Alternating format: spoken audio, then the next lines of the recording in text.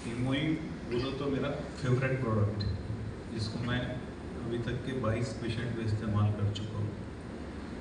उसमें से एक पेशेंट मेरे लिए मिरेकुलस रिजल्ट लेकर आया। वो पेशेंट्स का डिटेल्स रमेश भाई बताएंगे। अचानक सडनली पेशेंट को रिकमेंड किया था किसी ने उसको एक इंजेक्शन प्रोवाइड करना। मैं ज़्यादातर एंटी कैंसर और कैंसर के जो ड्रग्स है ना, इकोनॉम प्रोवाइड करता हूँ सबसे लोवेस्ट कॉस्ट में।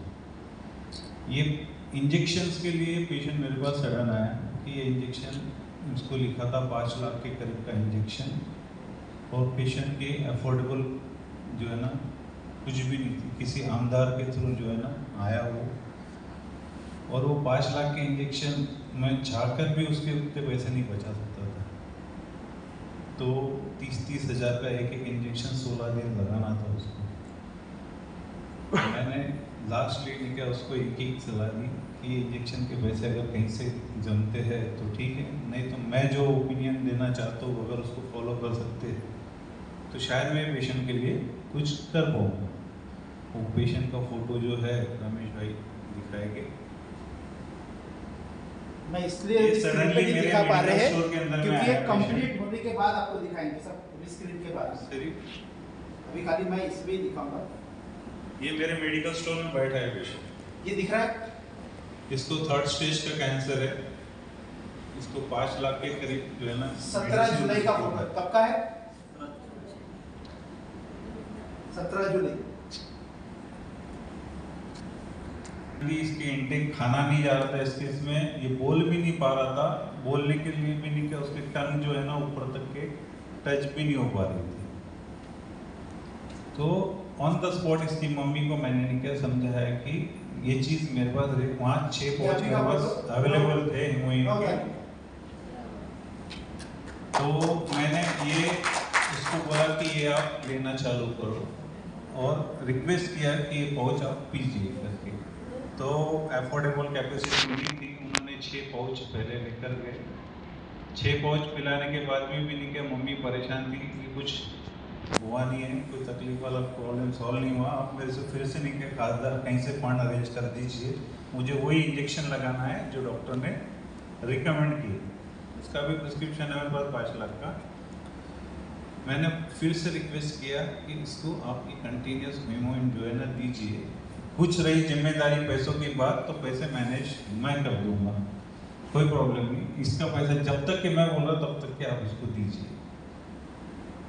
लगभग 5 से 6 दिन हो गए उसने हिमोइन लेने के बाद में फट से जो है ना ये वाला पोर्शन ब्लास्ट हो गया। ब्लास्ट होने के बाद पूरा फैल गया। इन बिटवीन क्या ब्लास्ट होने के पहले मैंने एक डॉक्टर रिकमेंड किया था उनको, जो आरएसटी कैंसर इंस्टीट्यूट के डायरेक्टर है।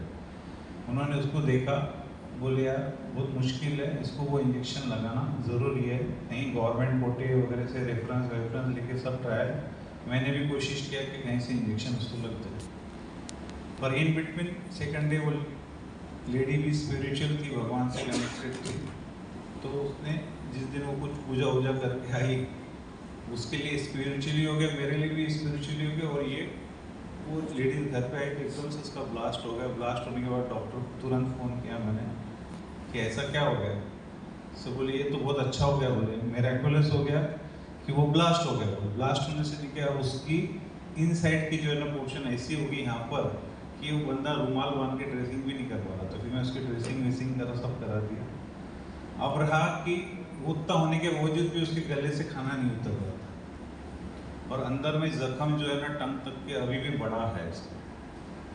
अब इन बिटवीन नहीं क्या मैंने उसको फिर से बोला कि ये चलने दो, आपके पैसे अरेंज नहीं हो रहे तो कोई बात नहीं।